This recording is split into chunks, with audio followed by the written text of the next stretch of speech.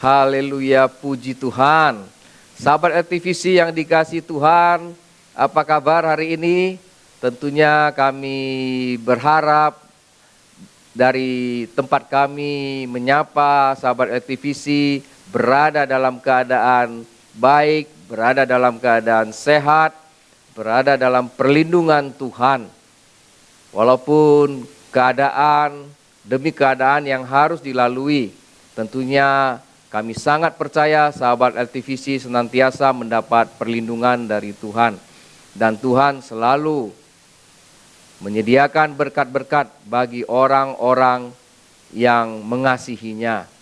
Baik sahabat LTVC, hari ini kita akan membahas sebuah tema sharing yang juga menarik, yaitu lepas dari penjara rohani.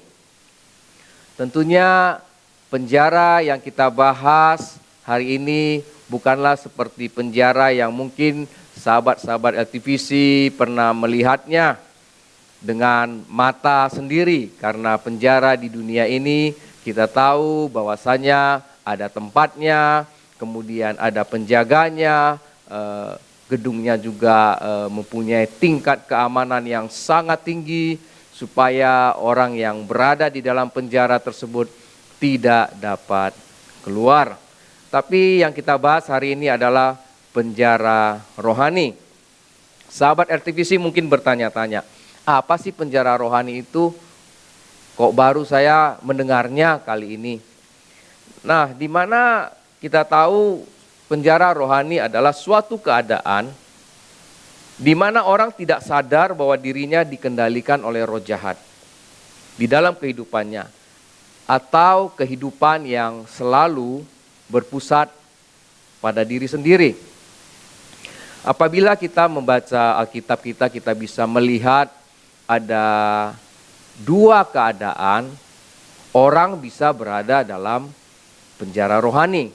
Yang pertama adalah orang tidak bisa melakukan aktivitas seperti sebagaimana biasanya.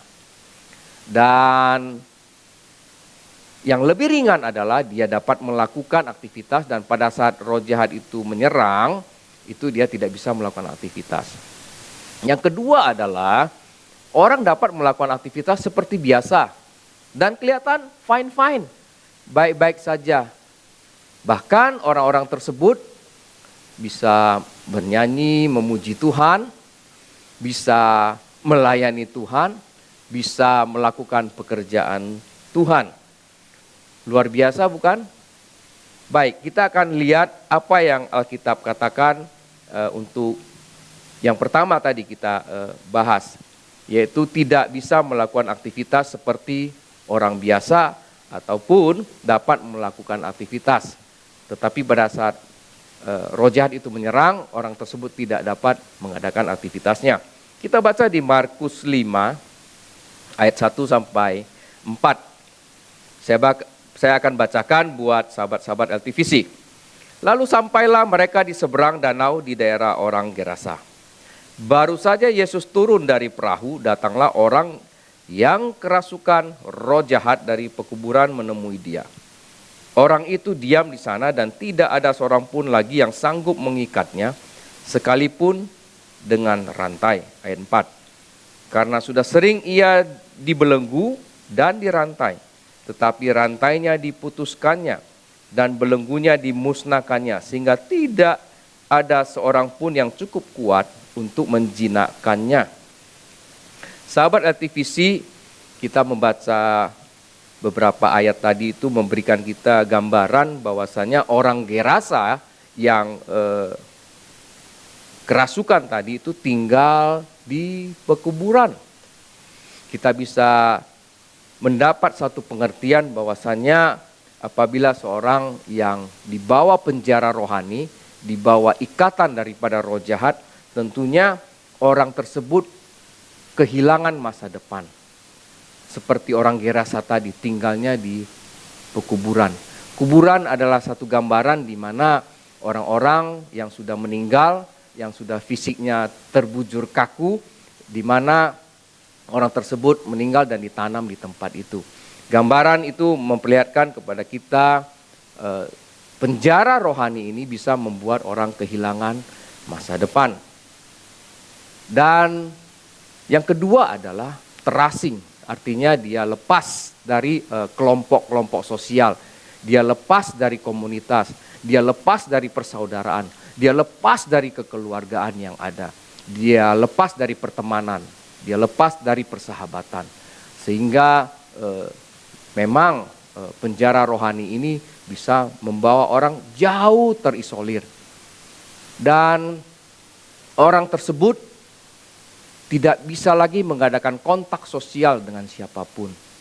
Dan sangat memprihatinkan. Kita bisa melihat dari kisah tadi. Dan orang tersebut menyakiti dirinya sendiri. Ayat-ayat selanjutnya kita bisa baca di mana dia bisa memukul dirinya sendiri, menyakiti dirinya sendiri.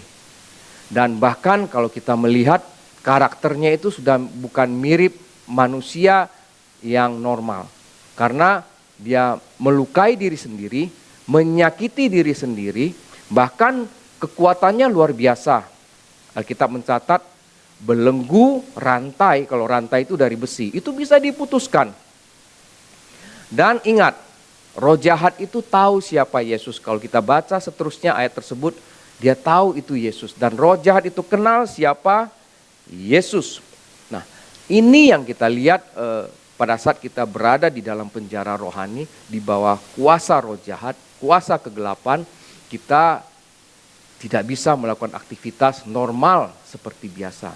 Nah, yang kedua tadi adalah kita bisa melakukan aktivitas, tetapi pada saat roh jahat itu menyerang, kita tidak bisa melakukan aktivitas, ataupun seseorang itu tidak bisa melakukan aktivitas. Ini tercatat di Markus 9 ayat 18. Kita bisa bacakan. Dan setiap kali roh itu menyerang dia, roh itu membantingkannya ke tanah. Lalu mulutnya berbusa, giginya bekertakan, dan tubuhnya menjadi kejang. Aku sudah meminta kepada murid-muridmu supaya mereka mengusir roh itu, tetapi mereka tidak dapat. Dalam kisah ini mengatakan kepada kita bahwasanya ada seorang anak yang dirasuki juga oleh roh jahat, tetapi pada saat roh jahat itu tidak manifestasi, tidak apa-apa, anak itu biasa saja. Pada saat manifestasi, kalau kita baca ayat seterusnya adalah anak tersebut akan ditarik kepada kebinasaan. Seperti yang tadi, tidak punya harapan, tidak terasing, sehingga tidak ada lagi masa depan yang bisa menyertai anak tersebut. Tapi kita bisa melihat setiap penjara rohani yang seberat apapun, pada saat orang tersebut datang kepada Yesus, ataupun Yesus datang kepada orang tersebut, maka semua dilepaskan. Orang Gerasa tersebut juga dilepaskan oleh Tuhan Yesus Kristus. Anak kecil tersebut juga dilepaskan oleh Tuhan Yesus Kristus. Luar biasa.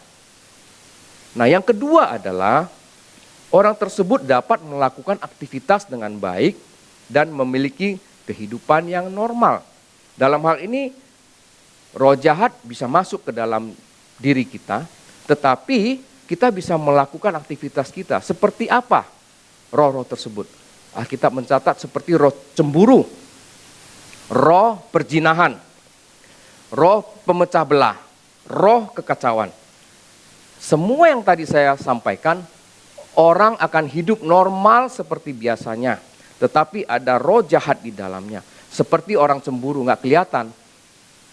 Misalnya, dia lihat orang punya mobil baru, dia pengen mobil baru. Bahkan dia menciptakan perkataan-perkataan yang tidak baik karena cemburu. Mobil itu dibeli dari bukan uang yang benar, macam-macam. Jadi itu dari roh cemburu. Kemudian orang berzina biasa saja hidupnya. Dia tidak merasa bersalah apabila misalnya dia selingkuh dengan istri orang, dia berselingkuh dengan suami orang. Ini yang terjadi di dalam kehidupan saat ini. Bahkan orang yang suka melakukan memecah belah, persahabatan, pertemanan dan sebagainya, bisa juga menciptakan hoaks dan sebagainya, itu seperti biasa aja hidupnya. Dan bahkan orang yang suka membuat kekacauan, Dia tidak bisa senang kalau melihat keadaan baik, keadaan senang, sukacita, tapi dia ingin membuat kekacauan dimanapun dia bisa membuat kekacauan. Nah, kita bisa melihat ini ada pengaruh roh lain. Tadi yang pertama kita membahas roh jahat yang bisa sampai membuat orang tidak mempunyai masa depan.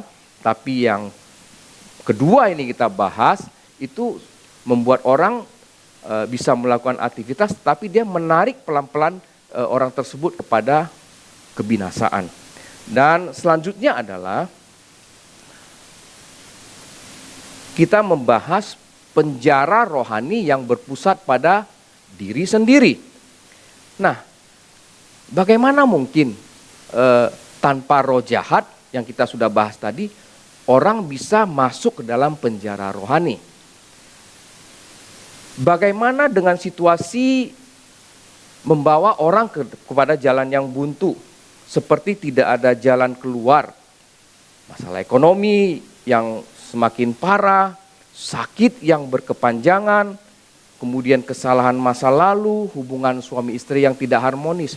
Nah, apa yang saya sampaikan tadi itu ada kaitannya dengan yang sebelumnya. Contoh hubungan suami istri yang tidak harmonis, sehingga orang bisa keluar dari jalurnya karena berpusat pada diri sendiri, sehingga dia memilih mengambil jalan untuk contohnya mempunyai will atau pil, wanita idaman lain atau pria idaman lain, dan membuka celah kepada masuknya roh jahat ke dalam orang tersebut. Sahabat aktivisi yang dikasihi Tuhan, keadaan ini orang tidak bisa menyalahkan Tuhan, tetapi apa? Orang ini yang membuka celah sendiri sehingga bisa masuknya roh jahat.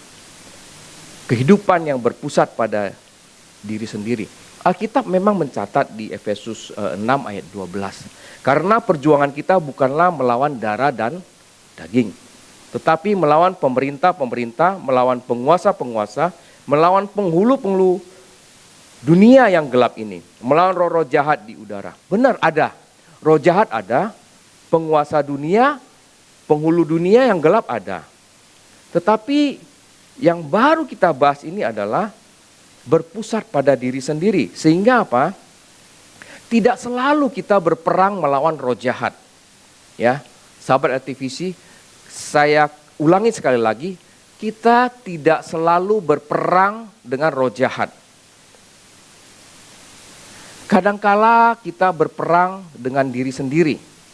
Saya bisa memberikan satu gambaran yang lebih luas, yaitu pada saat orang ingin dihargai lebih, pada saat dia tidak dihargai lebih, dia akan kecewa, dia akan mengundang roh cemburu tadi.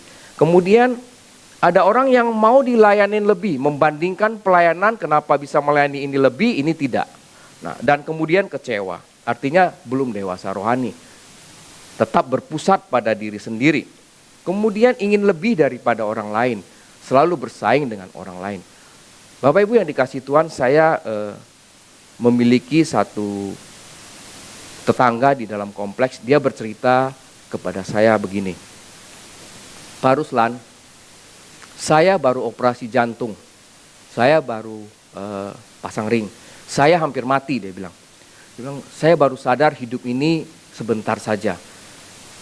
Dulu ya, saya ini kalau orang ganti mobil baru, teman saya sesama bisnismen atau apa, saya juga pengen ganti. Bahkan saya pengen ganti yang lebih bagus dari teman saya. Jadi artinya yang saya sampaikan tadi ingin lebih dari orang lain. Dia bilang pada hari ini saya waktu mau masuk ruang operasi, saya baru sadar. Ternyata nyawa saya kalau tidak ada Tuhan sebentar saja mau diambil gampang sekali. Dan dia mengatakan kepada saya sudah hilang itu sama sekali. Saya tidak mau melihat bersaing dengan orang lain. Sekarang yang saya pikirkan apa? Bagaimana saya bisa hidup rukun dan damai dengan istri, dengan anak-anak saya. Saya bisa melakukan hal yang baik untuk keluarga saya. Saya mempersiapkan masa depan anak-anak saya. Nah, kehidupan yang berpusat pada diri sendiri begitu dicelikkan, disadarkan oleh Tuhan, dia akan berbalik. Sehingga dia menutup semua celah yang iblis bisa pakai untuk membuat orang tersebut menjadi binasa. contoh-contoh yang baru saya sampaikan tadi sebenarnya tidak ada kaitannya dengan roh jahat, ya. Bahkan hal ini bisa terjadi pada orang-orang yang sudah lahir baru dan orang yang penuh Roh Kudus dan bahkan orang yang sudah melayani Tuhan. Dan kami baru mendengar satu kesaksian orang yang bisa memuji Tuhan, bisa melayani Tuhan, melakukan pekerjaan Tuhan. Sewaktu ada pelayanan kelepasan itu mengalami manifestasi seperti ada makhluk lain di dalam tubuh orang tersebut. Nah, inilah kita bisa melihat kehidupan yang berpusat pada diri sendiri. Mengapa ini bisa terjadi sebenarnya? Pertanyaannya, mengapa ini bisa terjadi? Ada pepatah mengatakan musuh yang jauh itu lebih gampang dilawan, tetapi musuh yang ada di dalam kita ini lebih sulit dilawan. Ada juga yang mengatakan musuh dalam selimut, ya. Kadang-kadang kita bisa menang melawan yang jauh, tetapi kita nggak bisa menang melawan yang dekat. Yang dekat itu adalah diri kita sendiri sebenarnya. Justru semua yang kita bahas tadi itu kontrolnya ada di mana? Di dalam diri sendiri. Karena orang itu setiap saat bisa berubah, tergantung keadaan rohaninya. Bisa jatuh, bisa bangkit, bisa bertahan. Tetapi yang paling penting adalah kita jangan berpusat pada diri kita sendiri, tapi kita memikirkan hal-hal yang baik yang kita bisa menjadi berkat dimanapun kita berada. Oleh sebab itu, pintu itu ada di dalam diri kita. Kita yang mengatur. Kita mau buka atau kita mau tutup sebenarnya. Kita mau buka untuk hal-hal yang baik, yang benar, atau kita mau tutup untuk hal-hal yang tidak baik ataupun tidak benar. Kehidupan yang berpusat pada diri sendiri itu selalu bisa membawa kita keluar dari jalan Tuhan. Oleh sebab itu kita kadang-kadang berperang melawan diri sendiri. Tuhan mau hati kita selalu ditumbuhi oleh apa? Oleh bunga yang indah, oleh rumput yang hijau. Bukan ditumbuhi oleh semak duri, bukan ditumbuhi oleh ilalang. Tuhan mau taman hati kita ini subur dan baik. Sahabat LTVC yang dikasihi Tuhan, Mazmur 24 ayat 3 dan 4 berkata begini. Siapakah yang boleh naik ke atas gunung Tuhan? Siapakah yang boleh berdiri di tempatnya yang kudus?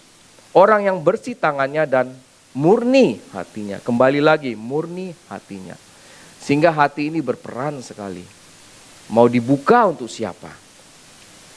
Yang tidak menyerahkan dirinya kepada penipuan dan tidak bersumpah palsu. Sahabat LTVC yang dikasihi Tuhan, hari ini apabila sahabat LTVC pernah berhubungan dengan roh jahat, memegang jimat dan lainnya, dan mengizinkan roh cemburu, perzinahan, perpecahan, kekacauan bekerja dalam diri sahabat LTVC, serta memiliki kehidupan yang berpusat pada diri sendiri. Jangan takut, jangan kecil hati. Tuhan akan memberikan hati yang baru dan roh yang baru. Mari ikutin doa saya sahabat LTVC. Tuhan Yesus, saya mengaku dosa dan bersalah pernah berhubungan dengan roh jahat, memegang jimat, meramal dan lainnya. Melalui ibadah ini saya mau melepaskan hal tersebut dan putus dengan kuasa kegelapan. Roh Kudus masuk dalam hatiku dan memulihkanku. Darah Yesus membasuh diriku menjadi kudus. Tuhan Yesus, saya mau melepaskan roh cemburu, roh perzinahan, pemecah belah, kekacauan, agar saya dapat hidup sukacita. Roh Kudus masuk dalam hatiku dan memulihkanku. Darah Yesus membasuh diriku menjadi kudus. Tuhan Yesus, saya mau melepaskan kehidupan yang berpusat pada diri sendiri, agar hatiku menjadi bersih, suci, dimurnikan oleh kuasa darah Yesus. Amin. Sahabat LTVC, kita sudah di penghujung ibadah saya dapat simpulkan bahwasanya penjara rohani dapat disebabkan oleh roh jahat, dan yang kedua adalah berpusat pada diri sendiri. Sahabat LTVC, tadi kita sudah berdoa, kita dilepaskan oleh hal-hal yang demikian. Maka jagalah hati sahabat LTVC. Seperti Amsal 4:23 berkata, jagalah hatimu dengan segala kewaspadaan, karena dari situlah terpancar kehidupan. Tuhan Yesus memberkati. Haleluya, sahabat LTVC, kita baru mendengarkan sharing kebenaran firman Tuhan mengenai lepas dari penjara rohani. Sahabat LTVC, kami sangat sukacita apabila sahabat LTVC bisa lepas dari penjara rohani sehingga bisa terbang tinggi bersama Tuhan dan bisa menikmati hadirat Tuhan, bisa menikmati berkat-berkat yang dari Tuhan dan bisa menikmati kedekatan bersama Tuhan. Saat ini kita akan mengadakan perjamuan kudus secara bersama-sama, secara online. Tentunya sahabat LTVC telah menyediakan roti dan anggur di rumah masing-masing. Tentunya kita ambil waktu hening sejenak agar kita bisa melakukan perjamuan kudus dengan penuh hadiratnya. Kita hening sejenak agar kita bisa berdoa singkat saja untuk